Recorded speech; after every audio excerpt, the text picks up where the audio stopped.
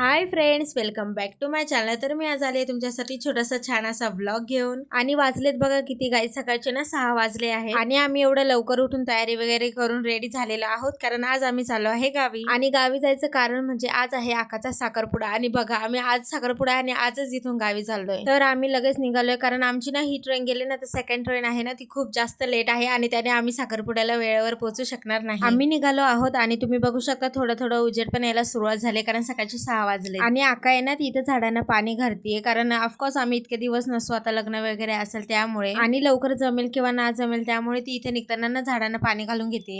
आम्ही चालू स्टेशनला आणि आकाकडे ना कॅश नव्हती, त्यामुळे ती इथे एटीएम मधून कॅश काढून घेते. आम्ही पोहोचलो स्टेशनला आणि थोड्या वेळातच आमची ट्रेन येईल. आणि तुम्ही बघू शकता क्लाउड किती छान दिसत आहेत. त्यानंतर मेट्रो गेली आणि लगेच आमची ट्रेन सुद्धा आली. आणि मामीला सुद्धा गावाला जायला जमलं नव्हतं, त्यामुळे ती पण आता आमच्यासोबत ह्याच ट्रेनला येणार होती, त्यामुळे आम्हाला पण तिला वासिंदला घ्यायचं होतं. आणि मम्मीला आहे ना गावाला सगळ्यांसाठी गजरे घ्यायला जमणे असतील किंवा नसतील, त्यामुळे ना आकाला इथे ना फ्रेश गजरे दिसलेले, म्हणून तिने ना सर्वांसाठी इथे गजरे घेतलेले आहेत. आणि साखरपुड्यात ना सर्वांना लावण्यासाठी ना गजरे लागतीलच, आणि इथे ना खरंच खूप फ्रेश गजरे होते म्हणून आम्ही घेतले. वासिंद स्टेशन आलं आणि हे बघा इथे मामी सुद्धा आलेले आहे. आणि मामा आणि सार्थक, जो की माझ्या मामाचा मुलगा आहे सार्थक, ते ना गाडीवर डायरेक्ट येणार आहेत. आम्ही पोहोचलो आहे आता कसाऱ्यामध्ये, आणि मामान त्यांना ना घोटीमधून काही सामान घ्यायचं होतं, त्यामुळे ते गाडीवर गेलेले. आम्ही पटपट चाललोय, कारण आमची ना लगेच बस आहे. त्यानंतर आम्ही बस स्टँड वरती पोहोचलो आणि आम्हाला घेण्यासाठी ना इथे भाऊ आलेला आहे, आणि तो एकटाच आलेला, त्यामुळे ना आका पुढे गेले आणि मामी आणि मी थांबलेलो, कारण तो आम्हाला रिटर्न घेण्यासाठी येणार होता. आणि आम्ही ना खूप जास्त थकलेलो, त्यामुळे आम्ही ना थोडासा चहा वगैरे पिला आणि तिथेच थांबून राहायचं, त्यामुळे ना मामी आणि मी ना थोडंसं पुढे चालत येत होतो. आणि हे काय भाऊ आम्हाला पुन्हा घेण्यासाठी आला सुद्धा.